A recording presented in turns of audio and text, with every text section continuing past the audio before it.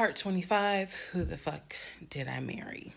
So, we weren't looking at houses anymore. We were not working with a realtor anymore.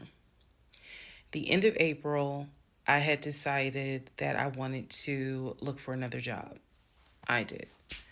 The reason I wanted to look for another job is petty. Yeah, it is. I wanted to look for another job because I was pissed off at the fact that um, I had basically was dependent on him to help with the car note. So I wanted to look for another job where I could afford life all by myself, including that car note, basically where I would make more money. I told him that I was going to start looking for another job. He laughed. And his exact words were, "You're not going to leave Georgia State Patrol." He was like, "I swear you love them niggas more than you love me." He laughed. So that fueled me even more. So I was hitting the pavement hard trying to find another job. I was applying to all kinds of places. Got a phone call from my current job. So this is how I ended up in my current job. Got a phone call. They had sent me an email with a background packet. The background packet was long and extensive, but in the background packet, it asked for my spouse's full name, my spouse's date of birth, and my spouse's social security number. So I showed it to Legion and I was like, "I need your social because, I'm applying for this job. It's a great job. It's way more money.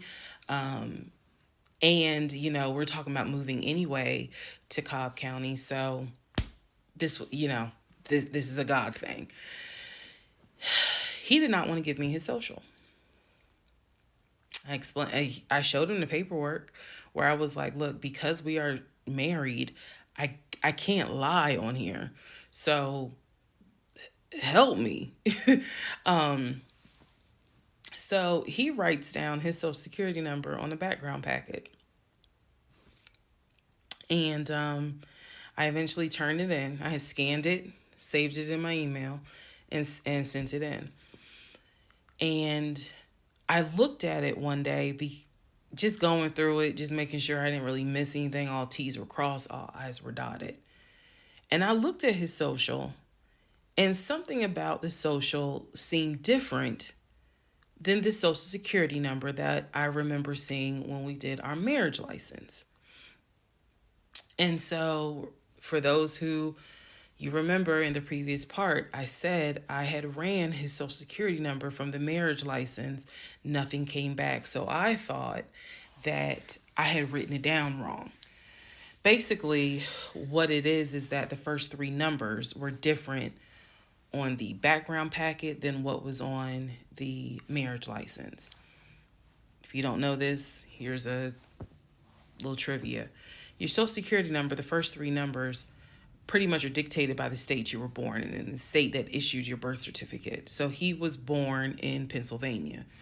So the first three numbers of his social security number should be attributed to Pennsylvania.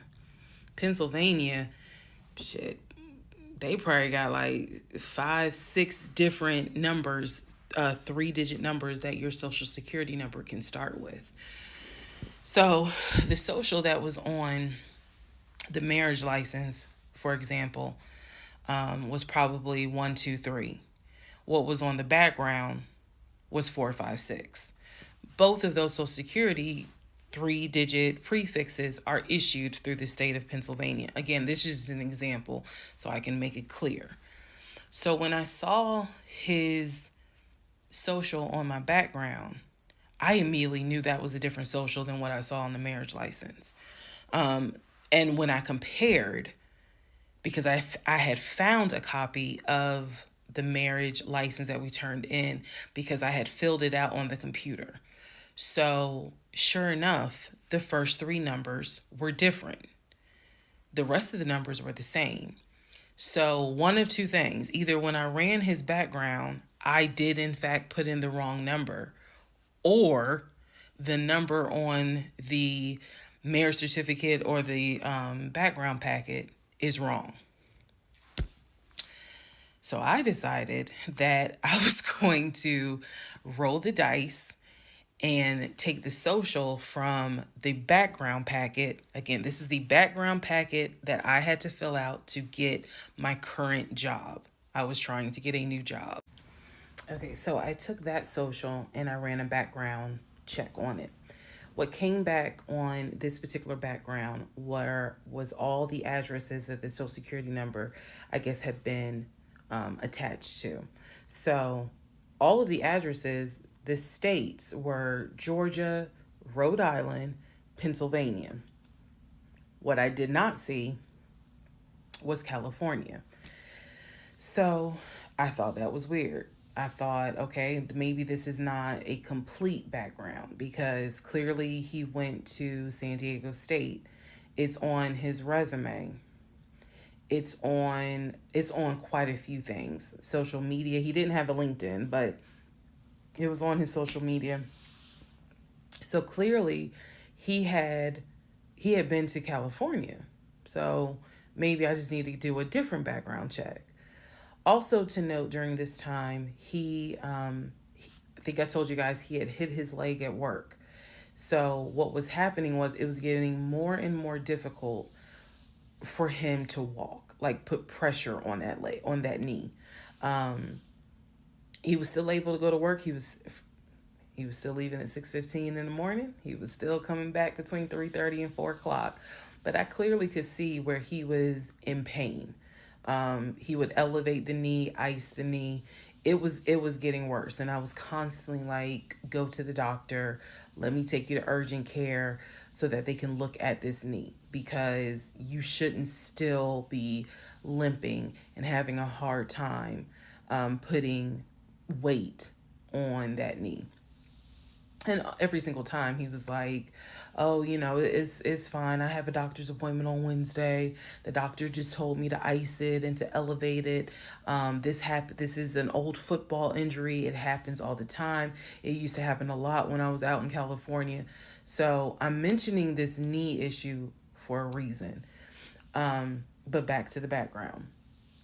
So once again, when I ran the background the second time with the second social, it showed me states of Georgia, Pennsylvania, and Rhode Island. And that's all that I saw in terms of addresses. I didn't see anything for California. So by this point, we're moving into May of 2021.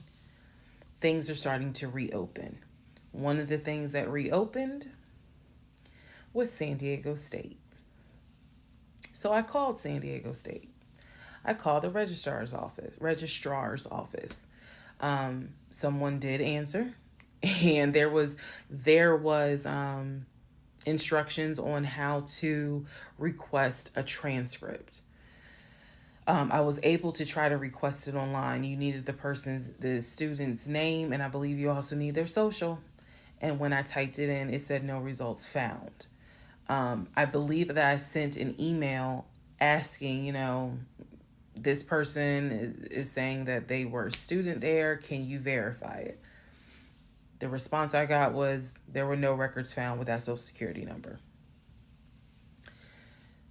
So I'm like, okay. I asked him about it. And in part 26, I'll tell you exactly what his response was.